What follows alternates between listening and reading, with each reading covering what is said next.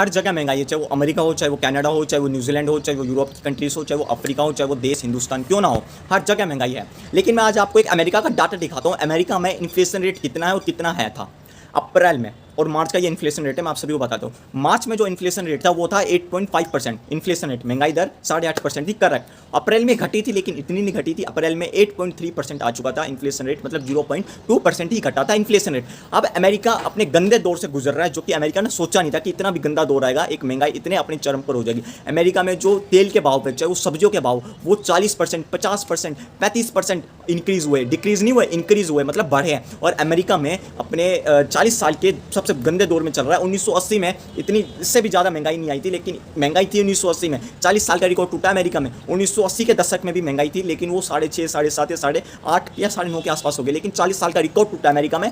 9.5 भी गई थी 1980 के दशक में, लेकिन इतनी बदतर हालत नहीं हुई थी क्योंकि उस टाइम कोविड जैसी कोई सिचुएशन नहीं आई थी। लेकिन इस साल हमारे देश या पूरे दुनिया में कोविड जैसी सिचुएशन आई थी, उसके बाद इतनी महंगाई हुई है। और एक बात और बता देता हूँ, इस इन्फ्लेशन रेट से शायद से साल के एंड में, मतलब ईयर के एंड में या साल 2023 में अमेरिका में मंदी आ सकती है, जो कि यूरोप की कंट्रीज है उसमें, और उसमें अमेरिका भी है, उसमें अफ्रीका भी है, मतलब कुछ कंट्रीज हैं उसमें मंदी आ सकती है। लेकिन हमारे देश हिंदुस्तान में नहीं आएगी मंदी। ये अमेरिका का डाटा मैंने आपको दिखाया था।